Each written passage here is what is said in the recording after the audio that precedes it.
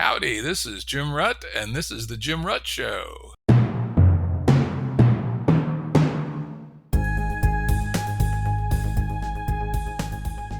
Listeners have asked us to provide pointers to some of the resources we talk about on the show. We now have links to books and articles referenced in recent podcasts that are available on our website. We also offer full transcripts. Go to jimruttshow.com. That's jimruttshow.com. Today's guest is Aydan Connor. Aydan is a professional craft brewer with a strong interest in our food systems. As regular listeners know, we talk about food systems from time to time on the Jim Rutt Show. So, welcome, Aydan. Thank you. Thank you for having me, Jim. Yeah, so talk a little bit about craft brewing. How long have you been doing that? I've been doing it for about 8 years now. I've brewed at various scales. The first place that I was brewing at was technically like a nano brewery. So I was essentially brewing 10 gallons at a time for a very thirsty public that was constantly frustrated that I was running out of beer. And at this point, I'm actually at a regional craft brewery, it's kind of like the larger scale on the craft scene. So we do wider distribution. We deal with contracts for brewing different kinds of beverages, everything from seltzer to wine to, I make hundreds of gallons of pickle brine for one of the things that we make. Yeah.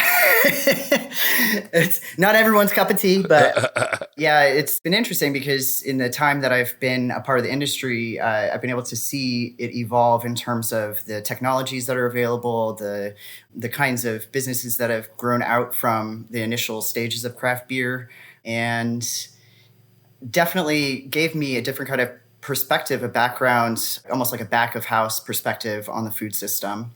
Well, it's always good. Now, it's interesting. I've always been a beer drinker. Started out my career in my hometown. You were either a Budweiser man or a Schlitz man. And I was a resolute Budweiser man, Probably till I was 35, 90% of the beer I drunk in my life was Budweiser. And then fair enough, gradually started developing somewhat more elevated taste. Around 1990, I think I got into the craft brew scene. There was a fair bit in the D.C. area where I was living at the time. They weren't a lot, but there was that first little pop in the microbrewery scene. And also, oddly, one of my business partners was an advisor to Jim Koch at Sam Adams. And he was actually on the original tasting panel for the original Sam Adams. So I did have little Sam Adams back in the mid 80s when he and I were working together. But it's interesting over the last, number of years, my wife and I do have an investment in a local mid-size craft brewer. We also have an investment in a small but very excellent cidery. And so we remained interested in this as a category. But my own tastes have kind of moved on. I found that the craft brews have just gotten too extreme, an awful lot of them. The alcohol contents are 7%.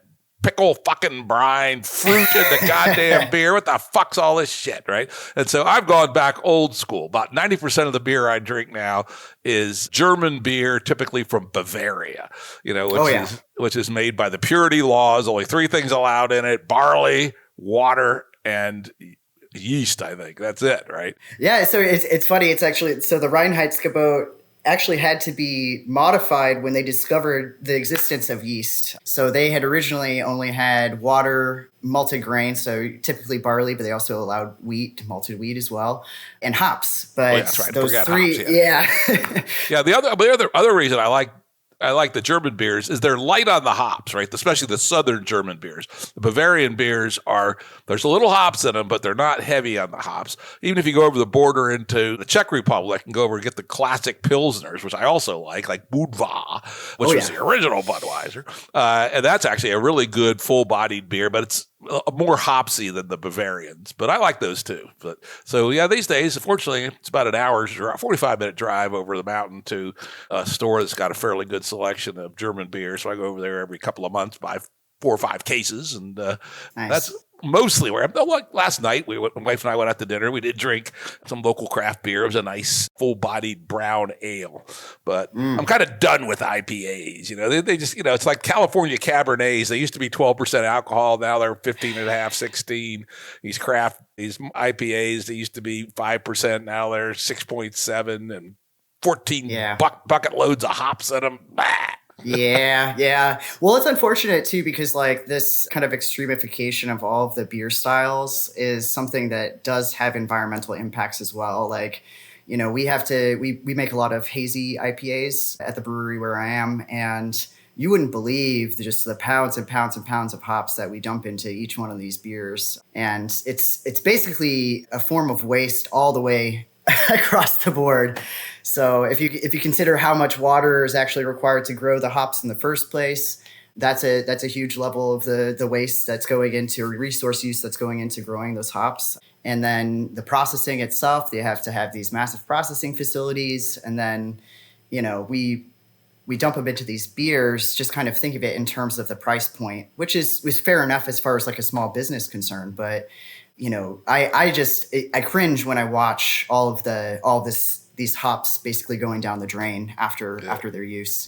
That's a shame. Yeah. Yeah. And frankly, I do sometimes wonder if all this hops is really because people like it, or is it a macho thing? I've got a 5 billion bitterness rating, right? There's always some of that in any kind of product that becomes sort of semi-elite, right? Oh yeah, for sure. And like there's like it's almost like it is a competition to be able to outdo other brewers as far as like, how much flavor can we pack into this beer is the idea, or what kind of crazy stuff are we going to be able to do with this? Like we actually had a contract to make a beer that, not kidding, had pudding in it. Ugh. It had us put pudding in it. Vile. It's funny. My journey to German beers has also gotten me to appreciate Budweiser again. Because Budweiser is sort of like a cheap, watered down version of good German or Czech beer. Yeah. It is fairly straightforward. It doesn't have a bunch of shit in it. And it's perfectly drinkable. So in a pinch, I'd definitely go back to my roots. I'd rather drink Budweiser than most craft beers these days. But I would prefer a Czech or a German beer. Yeah, there's a big connection there as far as like the brewing history, the beer history behind that, the style similarity. There's also, so the difference when it comes to American macro lagers is that they tend to have what are called adjuncts in them. So they don't just have like the barley and the hops and the water and the yeast. They usually also have flaked rice or flaked corn, which is a practice that was originally started just because of the cost savings that you can obtain from using those adjuncts as opposed to the barley. Malting barley is actually like a very high grade of grain to try to grow. So they have extremely high standards when you go into a malting facility. If there's they have like a laboratory testing that is conducted before any malt is received into the facility at all, to be able to make sure that they don't have any kind of, I think it's ergot is the big one that they look for. But there's also other kinds of, they test for all sorts of stuff basically. And so it's not infrequent for grain to be rejected from a malting facility. So it's a high risk kind of crop for farmers to try to grow.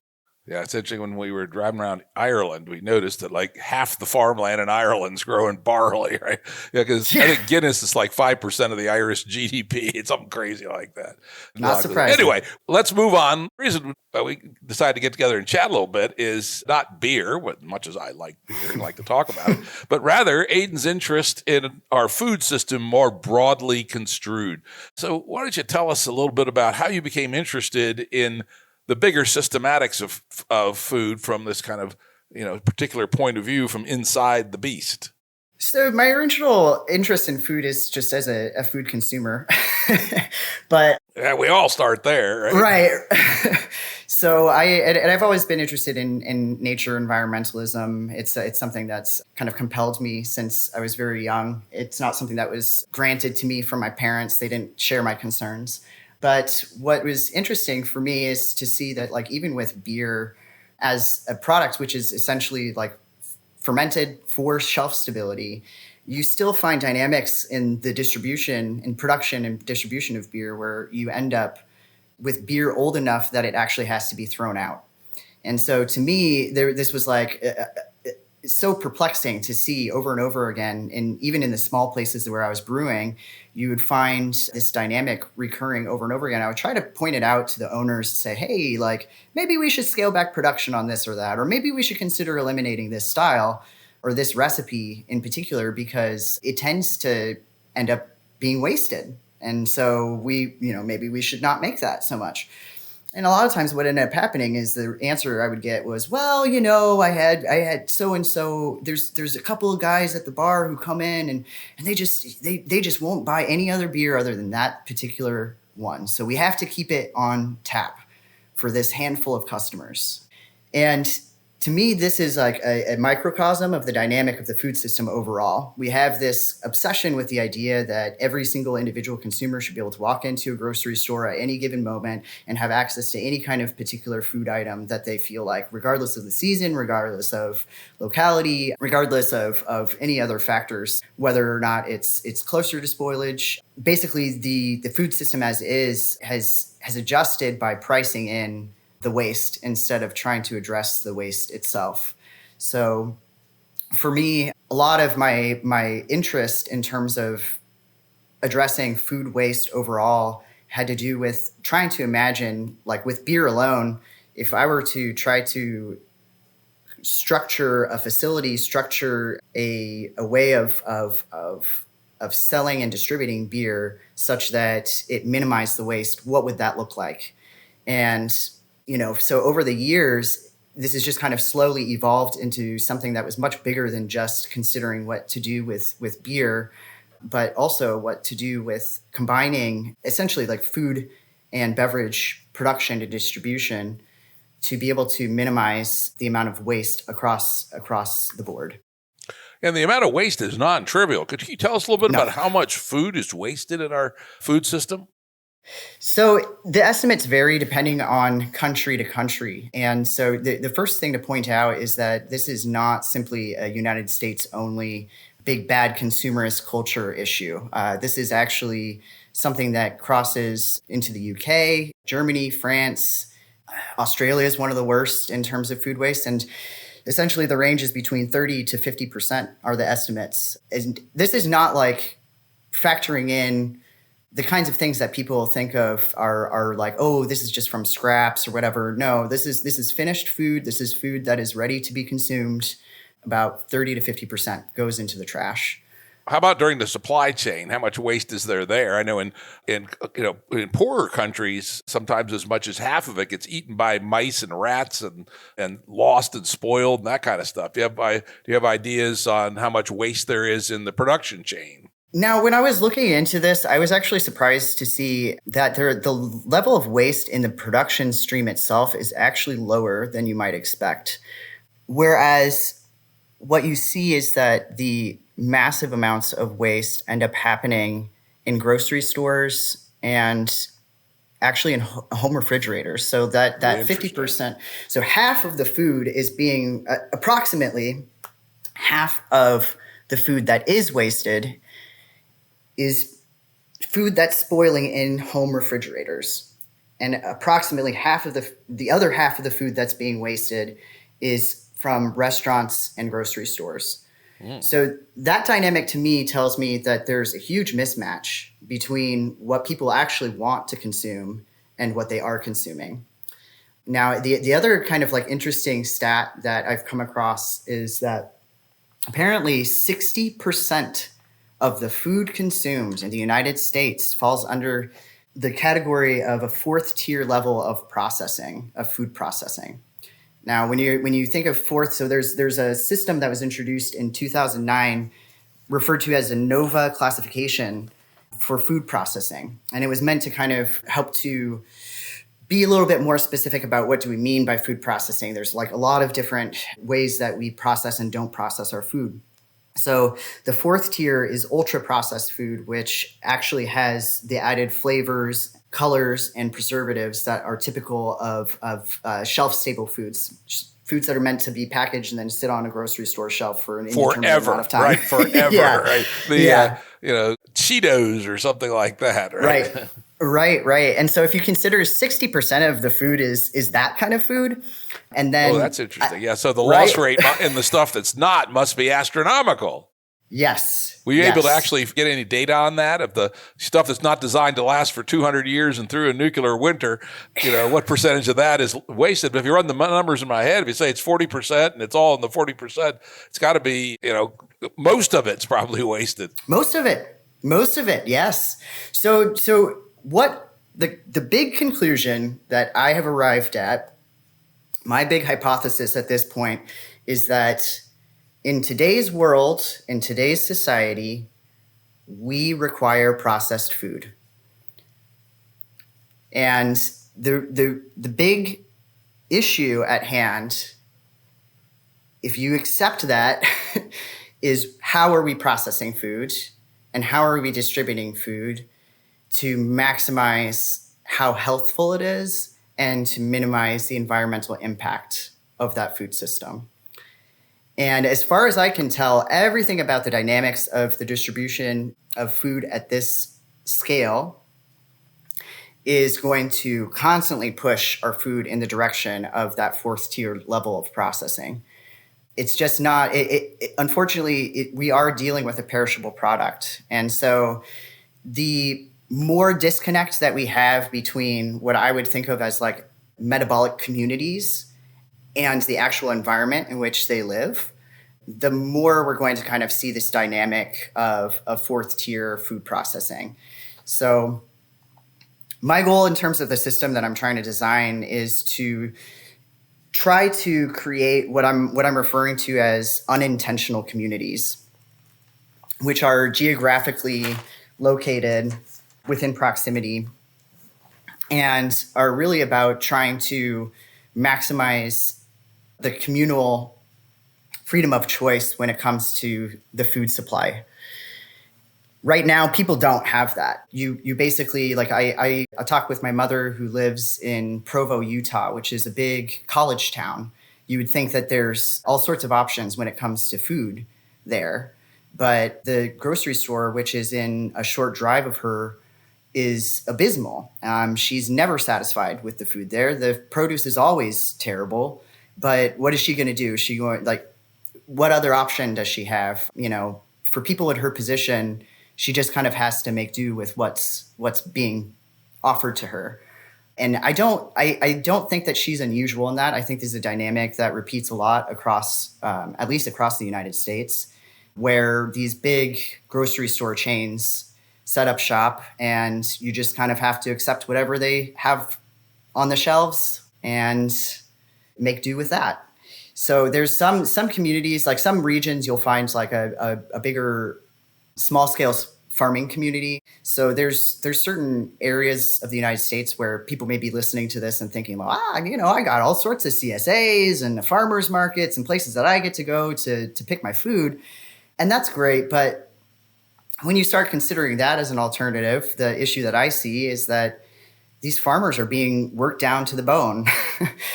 Farmers who are trying to do that small scale and trying to do straight to farmers market, CSA style distribution, it's such a huge burden on them to be able to manage both the planning and growing of the food as well as the distribution, marketing, sales of the food as well. Yeah, we know where we live, there are here in the Shenandoah Valley, and then I also have a farm to the west here. There are a lot of people working to try to be a more local food chain, but you are right. They work their asses off. And if you actually tabulate all the hours they put in, it's not entirely clear to me they're making much more than a minimum wage and taking a bunch of risk on top of it. Right. And it's funny you mentioned this because my daughter and son-in-law identified this about 7 years ago, and they tried to put together just a micro distribution network for these people. Math didn't work. We never launched it. I was sort of the numbers guy seeing, could this work? And the answer was, you're slicing the salami too thin, right? And there's something systemically wrong with the system. One of the things I identified, I learned a lot more about the food systems from this exercise, is that these direct farm to table food systems, CSAs, farmers markets, et cetera, end up costing the consumer 2.5 or 3 times what the equivalent food would cost at Walmart. Of course, it's not really the equivalent because it's better, but Sure. A pound of lettuce is going to cost you 2.5 or 3 times more to get it from the CSA than it would from Walmart. And that's okay for, the top 10% of income makers in America. But for the mass of people, that kind of huge increase in the price of their provisions is really a tough sell. So it's sort of a luxury good today. It's not an actual solution to the food system problem anyway. So I mean, that's one thing. Second, I want to go back to, did I hear you say you were advocating for a diet of Cheetos and canned pork and beans? The amount of waste would be so much lower. Right. No, right. So that's what I didn't think that's what you meant, but one could infer that from what you said. Yeah, absolutely. So, right. So that's the big issue, right? So the question is, if you can design your distribution network such that you minimize the time that is between the farm and the delivery to the ultimate consumer, you can avoid all sorts of processing requirements that otherwise would need to take place. So in order to minimize the amount of processing, that time between the farm and the table needs to be minimized as well. And so when I'm talking about processing, for the most part, we're talking about essentially prep to cook type processing. So this is not too far removed from services like Blue Apron or HelloFresh and places like that. They typically will kind of design recipes that they then put together the exact amount of ingredients that you need to be able to prepare it. And then you take those ingredients and you cook it fresh at home. And a lot of the concept behind that is basically, it's a win-win-win, because you're getting fresher food in the first place. You're minimizing the amount of time that you have to like devote to actually making the meal, and making the meal is kind of streamlined because they're doing some hand holding for you. So a lot of it, the processing is just going to be something along those lines. But I think in the long run, what needs to happen in terms of supporting small scale farming is that we also need to have small scale processing. So that's really the bottom line of it. So if you're going to have a decentralized farming system, then you also need a decentralized processing system. And to me, that is the big missing link in all of this, is that we've been constantly trying to connect farmers directly with consumers, when that is just not where our society is at this time. We're too far removed from the skills and the resource requirements to be able to facilitate that. Now, when it comes to like the food cost itself, one of the things that I feel strongly is that if we were able to funnel food and beverage through the same facility and make this into a communal network, that you could use the extremely high profit margins on those kind of extras that people might purchase, like say we have a beer CSA in addition to a food CSA. That beer CSA can help to soften the required cost from the customer for food, if that makes sense. So those who have the excess can spend it in the same place as people who do not necessarily have the funds to be able to afford that high of a quality of food. Now, it's interesting. Some things like that started to form up in our area during COVID. Became a kind of joint CSA where 4 producers were basically joining together, and you'd come on Fridays and get your box, and you'd get stuff from all 4 of them. Mm-hmm. And one of them was a cidery. So you'd get a bottle of cider if you had checked the box that you wanted the cider. That was kind of cool. Another one was a chicken raiser. Another was a greens kind of thing, lettuce and that kind of stuff, various salad greens. The guy's really a brilliant salad. You could be a brilliant artiste of salad greens, as it turns out. And this guy was. And then the 4th was a diversified vegetable farmer. So I don't know what their back room deal was amongst them, but certainly the profit margin on the cider was a hell of a lot higher than the profit margin on green beans was, and whether they were cross-subsidizing each other, I don't know. But let's also talk about the issue of price, because again, when I talk to people in the local market movement, they're always frustrated by the fact that Americans pay so little for their food, right? In fact, I dug up some data this morning. Back in 1961, Americans spent about 19% of their disposable income on food.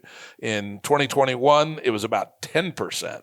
And further, food expenditure away from home, i.e. restaurants, et cetera, has remained remarkably consistent at around 4%, 4.5% since 1961 to the present day. Hasn't changed much, amazingly.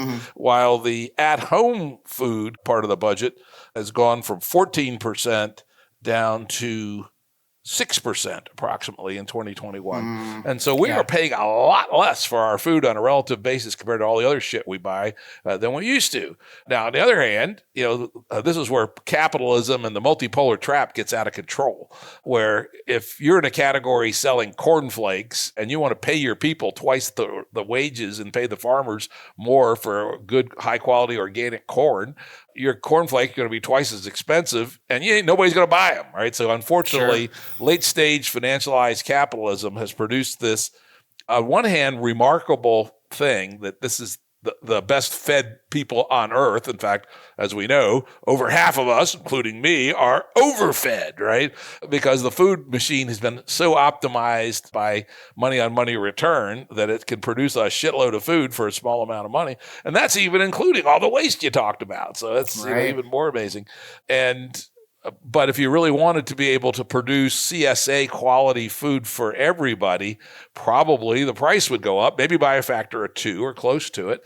And we'd be back to 1961 market share, wallet share of, 18 or 19%. What do you think about that? Oh, yeah, it's a serious issue. And I do get frustrated sometimes when people start talking about the food system and they don't consider that just how desperate some people already are when it comes to their finances, and then to consider it's just going to be a little bit more expensive. Well, maybe just a little bit more expensive for you, but it might be cost prohibitive for most other people. And so my main feeling is that there's just so much glut in the system as it is, that I do feel strongly that if we were to create these networks that are relatively local, you're going to make such a more efficient use of all of the resources that you are using, that you would be able to offer your service for a much lower price, because you're not pricing in for the levels of waste. And that goes for the individual consumer as well. So even though people are only spending so little on their food as it is, if they're still wasting about half of what they are spending, if they aren't wasting all of that, then they could get higher quality and waste less, and maybe break even is what I'm hoping. I'm hoping that there's a way to make this so that it's efficient enough that the additional quality that you're getting, you get it for free. That'd be great. You get it for free. Well, I'll tell you, it's not the way it is today, right? If you go to the farmer's market, you sign up for a CSA, it's going to cost you 2 to 2.5 times what it costs you at Walmart, 3 times for some things. Yeah. What would you see that's needed in the area of infrastructure to make it efficient enough so that small local producers can basically do literal farm to table at the household level at a price that's comparable? I always said 25% above Walmart would be a mass phenomenon. You're not going to get the welfare mothers, but you're going to get a lot of middle-class people at Walmart plus 25%. What is needed in terms of systematics to make that happen? So really, it's about coordination. I think we have a coordination problem when it comes to the planning that farmers do for what they're going to be growing, and the people who are actually going to be purchasing and consuming the food. So it's really about just creating a network where all of the planning and execution is happening within what I refer to as a metabolic community. So there's 4 layers of choice that would kind of go into it when it comes to the coordination. The first thing is that I think that any systemic, decentralized system will probably start with some kind of a community constitution. So that would lay the groundwork as far as how all of the parts of the system are going to work together. So every community can kind of decide the nitty-gritty details for themselves. And that to me would include things like, I think that there should be essentially groups of people who are making decisions about the pay rate of people who are working within the system. So if you're thinking geographically, you can almost sidestep minimum wage concerns and things like that by making agreements about this in the Constitution itself. So that's just like kind of one example of that. You could also have overall overarching land use standards that are a part of a constitution that way. So you could say, all right, well, absolutely zero glyphosate, none in the system, zero. Or you could say absolutely no plastic packaging, no packaging of that sort in the system at all. So that's kind of like the highest level of decision making and coordination.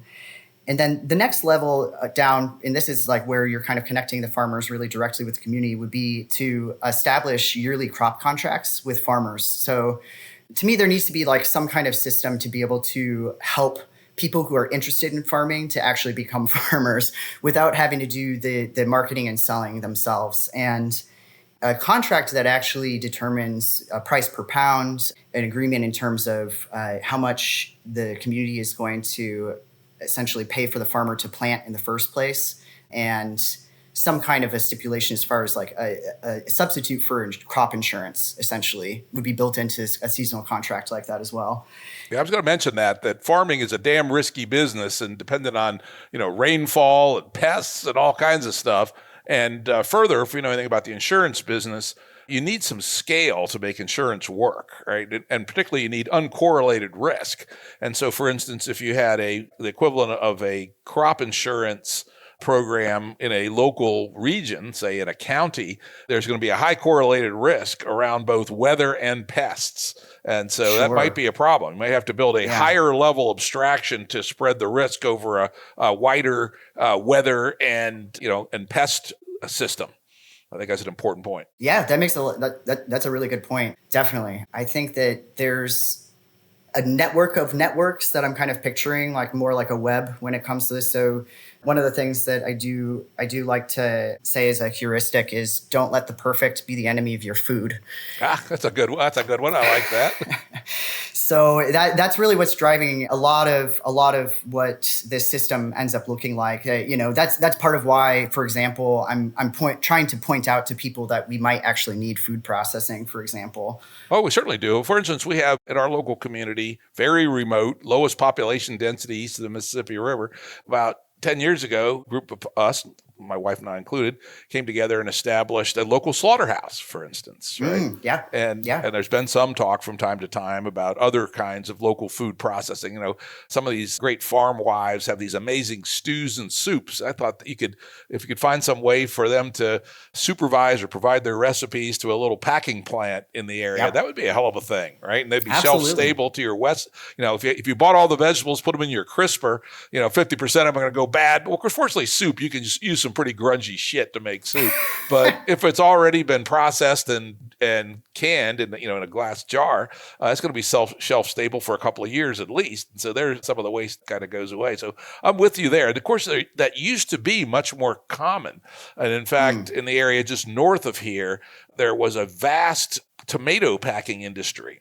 And I was surprised to find that up until the 60s, there was dozens, maybe hundreds of small canneries that actually ran canning lines and made their own branded tomatoes. Some of them were bespoke where they put somebody else's label on it. And actually a huge variety of canned tomatoes back in the 50s and 60s that came from the northern Shenandoah Valley. So it is possible, but unfortunately the economics point the other way. Because let's talk about time to market and freshness of produce. Who's got the best produce of the big chains? Costco, it turns out. When you buy stuff at, again, my wife's really good at keeping an eye on this. Whose produce lasts the longest, right? If you buy a head of lettuce or if you buy an avocado or something, whose will last the longest? And also how close are they to ripe? Also, it's an interesting trend. Costco does the best job of anybody, and they're huge and vast, right? So this is a case where economies of scale turn out to solve that problem, and it's going to be a real uphill fight against friction and economics and everything else to get that level of speed to market. I don't know how the hell they do it. Get stuff from California to Virginia in 2 days or 3 days. It can't be cheap, but their prices are lower than anybody else's too. So scale, unfortunately, is one of the ingredients to solve these problems. And if we go back to local, I don't know. I don't think we're going to do it for 10% of the wallet. Is what I'm saying. And I do like your Sure. idea of a constitution, very much like our game B idea of a proto B, where we Hmm. decide that this community has a rule. As you said, no glyphosate. No GMOs. Oh, actually, I think GMOs are probably okay. But let's just say Yeah. that you could say no GMOs. But there's arguments on both sides. But anyway, we can have a series of agreements, but you could also have an agreement that most of the food is going to be grown locally, and we're going to dedicate 10 to 15% of our labor force to growing it. Right? That would be radically different than today, where it's 1% or less actually in the farming, and another 0.5% in processing. And Sure. so there's a way around it, but that's within a membrane. You can do that within a Sure. membrane. But until everybody lives in a membrane, the people outside the membrane are going to be subject to the coercive force of money on money return financialized economics. And you're going to end up with Costco being able to do a better job than your loosely coupled network of local producers. Sure. I mean, and like places like Costco, this is, again, don't let the perfect be the enemy of your food. If they've got a system that's working well, then I don't have a problem with that necessarily. I do worry when it comes to systems like that. I start to wonder about labor up the chain, like what are they paying people to be able to do the labor, to be able to get the food at that price, and distribute it at that scale and at that rate. So that's like one of my big concerns about something like that. Aside from that, like in theory, I don't have an issue with the mass distribution if it's actually working.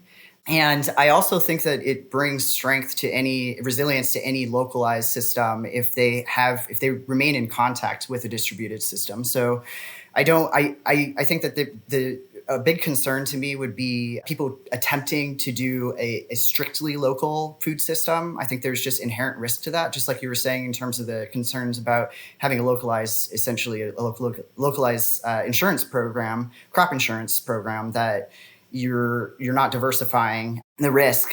Yeah, you're not going to grow very many oranges in northern Minnesota. I can tell you that. Right. So I think that there's a way that we can kind of get the best of both worlds, where like I think we need to reconsider what we consider local. So we exist at multiple scales at this point. We have the local level. And I think that when it comes to perishable items, it makes the most sense to be able to try to keep those items local. But I think that we can try to grow towards something that feels more like a spice trade, where we have foods that are not necessarily capable of being grown in a local area, being distributed there to add in variety, to add in flavor and diversity into the food supply. And I think, if you were to do something like a 70% local to 30% distributed, I think that's a good ratio to try to shoot for within any particular membrane. I think the isolationism of trying to go 100% is a problem in itself. And I will say that's a game B principle as well. The membranes need to be semi-permeable, and it becomes then a cultural issue on how much import and export you want and in what categories. You might, for instance, say anything that we can grow locally at reasonable productivity, we will, but we're not going to try to grow oranges in a greenhouse in northern Minnesota because it's nuts, right? The amount of energy, it's more wasteful. The amount of energy that you'd produce would be crazy. Let's revisit an item you'd mentioned in passing, which again is a systematic result of late-stage financialized capitalism, which is the squeeze on wages in the production chain. Again, something I happen to know about. When we first moved here, bought our farm in 1989, a couple of years later, I was invited to invest in a turkey processing co-op, where a big firm was getting out of the turkey processing in the region and was agreed to sell the plant, a huge plant, to the farmers who produced all the turkeys. And they got together and they invited some friends to come in. I ended up not investing in it for different reasons. Turned out it would have been a good investment. But I did learn what the wages were. And they were paying those people pretty good in those days. And they were all, at the time, 1990, 91, native-born Americans, about half black and half white. And I think they were making $10 or $11 an hour, which in 1989 was pretty good. That would have been about 4 times minimum wage. Now, 30 years later, they're paying them about, well, at least pre-COVID, I don't know, the wages may have gone up. They were paying them $13 or $14 an hour, which is half in real terms what they were making in 1989. And essentially 100% of them are recent immigrants from mostly Mexico and Central America. And It's said, I don't know this to be a fact, that many of them are illegal. Don't know that to be a fact. But anyway, in real terms, wages have come down 50% through the ratchet of financialized capitalism. And then, frankly, it's a multipolar trap. If the other plants that make turkeys were still hiring native-born American labor and paying them twice the price, their turkey would be more expensive and nobody'd buy it. So if one person goes to squeeze the labor cost to the bare minimum they possibly can by exploiting immigrants, everybody else has to respond. And again, it's a classic coordination problem where you need to have some larger overarching, as you called it, constitution that people agree not to do that, because otherwise competition forces you to follow the most extreme actors in the category. Yeah, and it's a dynamic that I think that's like another way that the membrane can kind of be helpful in this case. Like if you're actually thinking about the wages in terms of the actual living costs of where you are geographically, I think that that's a better way of trying to design the system, and having the direct connection between the actual costs and the price of it for the consumer. Again, I think will add to the efficiency enough so that it'd be possible to be able to have those higher wages. The one thing to consider is I do, because I've been on like the production side and in the beer industry, I do think that there's a lot of opportunity here to be able to attract more people by just making better work quality. The larger the scale that you're working, the more automated your job is, the less interesting it is. And one of the big concerns that I have in particular when it comes to the animal agriculture industry is that I think it's kind of terrible to expect any individual to spend the 8 hours, let's say, a day that they're working at their job killing animal after animal after animal for years on end. I don't know if that's like a really good way of structuring the labor when it comes to animal agriculture.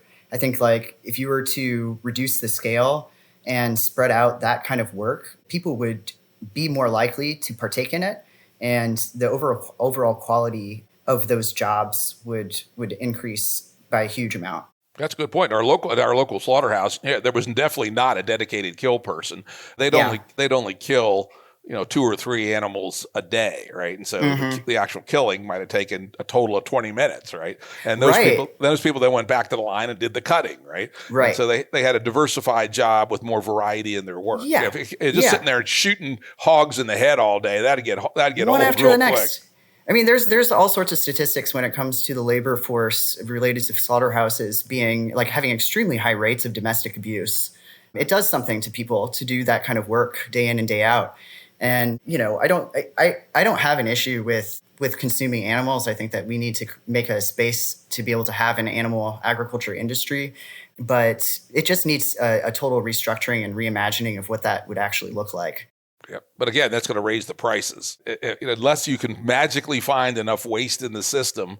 And I will say, the slaughterhouse, there's very little waste. That stuff is used. The scraps are sold to people to make sausages with. The bones sold to the fertilizer plant to make bone meal. The blood is sent to someplace else to make a supplement for chicken food, I think. So there's essentially the guts are sold to a company called Valley Protein that processes the guts and turns it into protein. God knows, I don't want to know what it's being used in, but there ain't much waste at a slaughterhouse, I can tell you from a personal experience. That's there. Well, we're getting up close to our time here. Let's go to the other half of the waste. We talk about the system, the distribution systems.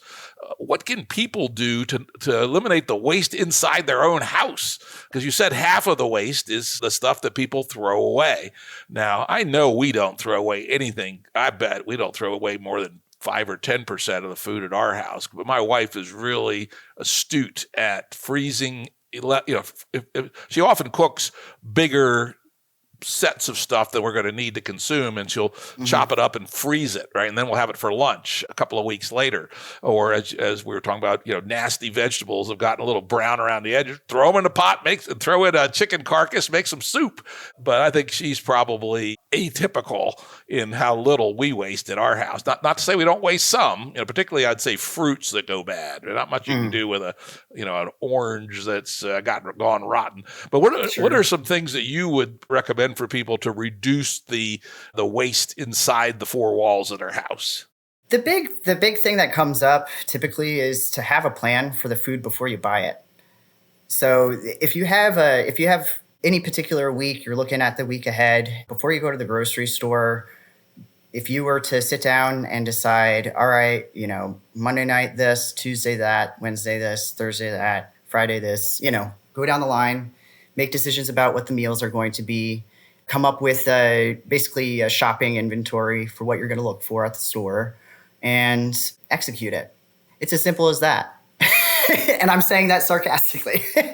Yeah, it's extremely difficult, and this is kind of my point about the whole thing. Like, I think that there's a lot of people who are like your wife when it comes to being able to plan and think ahead, and then when plans don't come through, you have a backup plan, and then you have a backup plan for your backup plan.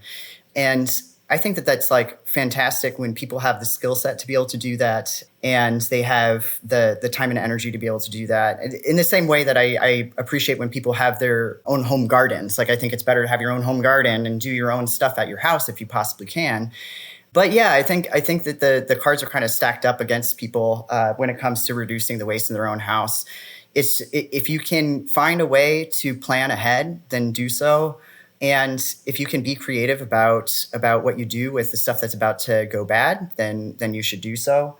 But really, like, I think that, I don't know, creating a system where the food is more fresh in the first place will do a lot of the work of preventing the food waste in the first place. Just making sure that by the time that it ends up in your refrigerator, it isn't already, past 2 weeks after it was harvested. Yeah, and I will say, there are some changes in the food systems that are working against that. Again, in our area, very remote, there are no grocery stores. The only place you can buy any food at all is either a country store or, even worse, Dollar General, right? Oh yeah. and that stuff is, right at the edge of its sell-by date. If you buy milk at the Dollar General, you better use it in a week or you're done. If you buy it at the from the dairy, it's an hour's drive away. To buy it straight from the dairy, shit'll last a month easy, right? Sure. And so when you get pushed into food deserts and you're buying stuff at Dollar General, that's the other end. That's I think they must be buying stuff from the big national chains that is getting close to its expiration date and then pushing it out. And so a tactic, at least, is take a look at the dates on stuff, right? Of course, you can't do it for fresh produce because it's not dated, but milk you can for sure. Packaged goods you can. I will say Dollar General. Look at your canned beans or your rice-a-roni. You'd be surprised how close they are to their expiration dates. Not that those expiration dates really mean anything. That's the other thing. I have a friend who's a fanatic about the expiration dates, and I say, come on now. You can easily go a year past on most of that stuff. Things like canned beans, rice-a-roni, spaghetti. That shit ain't going bad. At worst, it might taste a little funky, but you're not even going to notice it. And frankly, it's a marketing scam by the producers to get you to throw it out and buy more. So for things that are inherently stable and safe, don't be too fanatic about the expiration dates, but also look at them when you buy, and to see if the channel that you're using is systematically, like Dollar General, pushing it right up to near expiration. Yeah. Or it's Costco, who's the other extreme. You get the stuff from Costco, and it's got a long expiration date because they got a very efficient distribution channel. Mm-hmm. Yeah, definitely. I'm trying to think of like any other kind of like tips that I would have, and that's like a really big one. I think just not being as squeamish, or don't necessarily assume that whatever that date says is accurate. I think that's really good advice for sure. And actually, like, one of the big things that brought up for me as well is just the issue of food safety is one of those things that I think we have the technology now to be able to reconsider how we think of food safety. And like, in fact, one of the types of technologies that I've seen come online since I became a craft brewer is we can actually take samples from the beer and place it into a desktop size device. It's no larger than 1 foot by 2 foot size device, which does genetic testing of the beer to be able to test for any kind of contaminants, any kind of microbiological activity that we were not intending to have happen. And frankly, I think that those kinds of on-site testing systems would add another layer to the savings that you would have and the reduce that gap between the farm and the market somewhat. So I think like more accurate, more real-time food safety testing is something that we can definitely use to be able to reduce the amount of food waste overall as well. Yeah, I would add again, use your freezer. You know, my Yeah. wife is, and you know, I don't think she does all the cooking. I do some percentage cooking. She does most of it. You know, she's constantly freezing stuff. And say we'll cook double doses, and a lot of people, you cook more than you eat, they just throw it out or feed it to the dog or something. If you actually have freezer space, we have three freezers, two big freezers plus the freezer compartment in our big refrigerator. And so which also allows us to do things like buy half a hog and, Yeah. and when I hunting in the fall, when I kill a couple of deer, I get those processed. I used to process them myself before I got to be too old and arthritic to be able to do that shit in cold weather. And so, you put in 50 pounds of deer meat in the freezer, you don't waste any of it, right? It doesn't go bad. And so I would encourage people to think about their freezer as a strategic resource. I think we should be looking at freezers as food processing on the local scale as well, before the consumer. And like, it's one of those engineering ideas that I've had when it comes to all of this, is that we could definitely use some technology that avoids the plastic use in the frozen vegetables, fruits and vegetables that we have. And the main idea would be basically bulk freezers that have nitrogen flushing capacity. So that's my big grand idea as far as how to try to maximize local food sources. Tell me a little bit more about this. This sounds interesting. When you say nitrogen flushing, what do you mean? That the freezer itself would have a flush of nitrogen to kill any bacteria in there? So the idea is, like, nitrogen is used in a lot of food packaging as an inert gas. Oxygenation is one of the primary sources of food spoilage. Like, that's the thing that will change the color of the food, that changes the flavor of the food. Everything reacts with oxygen. So most food processing involves the reduction or elimination of oxygen inside the package. Now, my thinking is that nitrogen is there are systems that, like, literally any draft system that you encounter at any brewery or bar may have a device in the back of house, which is literally pulling from the atmosphere, separating out nitrogen and compressing it for use in the draft system. Yeah, don't they have like nitro beer with nitrogen used in the process somehow? Yeah, they do that as well. And that's not as common. It's one of those. It's a good inert gas because for things like wine packaging, because it actually takes an extremely high amount of pressure to be able to dissolve nitrogen into any liquid, especially relative to CO2. So, like, it's actually used in draft systems for long draw systems. So systems that require higher pressure. Push the stuff through because it won't go into solution. Exactly. But what's cool is that if you were to use that same technology in, let's say, like, I'm just picturing basically like a set of drawers that have gasket seals around them. And so you could fit, like, let's say a pallet full of vegetables, of prepped vegetables inside of one single drawer. If you were to have a system that basically worked using two basically one-way valves, you'd have, like, the nitrogen be able to come in and flush out any of the ambient air after every time that drawer was opened and then closed again. So to me, this would be a way of basically reducing, and I have a similar idea when it comes to the packaging as well. So reusable packaging could be structured so that you have mostly stainless, you might have glass, something along those lines, have a lid and then one-way valves on either end so that every single meal, basically as it was prepped, could go into one of these containers. You could get nitrogen flushed so that it's basically as good of food packaging as you would ever get. So, we deal with, like, gaskets and seals like this all the time in my work, which is why it came to mind. And I think if you could do that, you could literally just bypass the use of plastics in food packaging completely. That's a very clever idea. I like that. I don't buy it's going to work at the container level, but the freezer or the drawer level, that makes sense. I can't imagine people hooking a hose up to their little Tupperware and flushing it with nitrogen. No. Like I'm picturing this on the processing side. As meals were being prepped to cook, basically as it's packaged in these packages, this would be a way for that to extend, somewhat the shelf life or shelf stability of what's inside of that package. And at that point, I might as well just mention briefly that part of that system would be internal distribution system, right? So what I'm picturing is basically within any geographic region where it's within 10 minutes drive, you might have what would essentially be like a food shed. So you'd have a little standalone building, very small, and basically all it would be a walk-in and a vestibule in front of it. You might have a camera to be able to do security on the access in and out of there.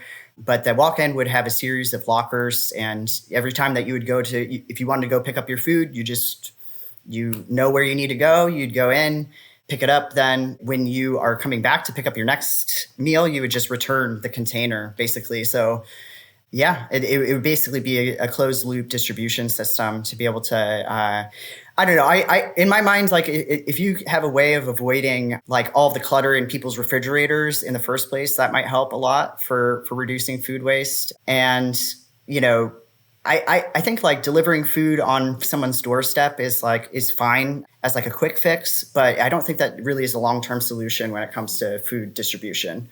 Yeah, particularly as we start moving to smaller houses, which we're going to need to do as we confront climate change.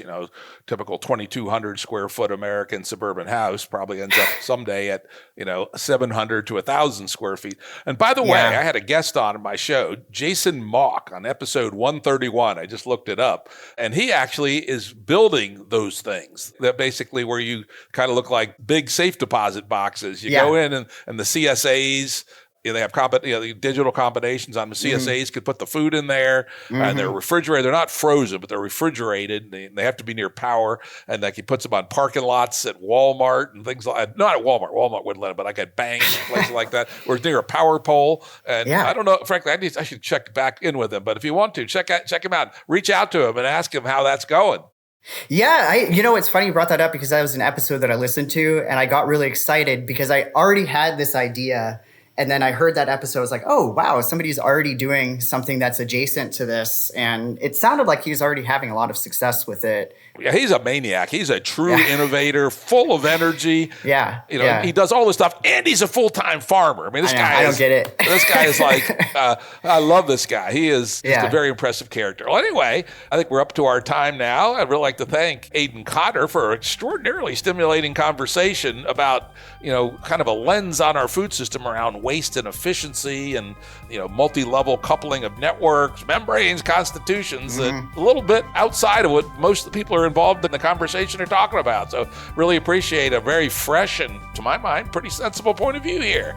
Thank you so much for having me, Jim. It was a pleasure to meet you and to have this chat. Audio production and editing by Andrew Blevins Productions. Music by Tom Muller at modernspacemusic.com.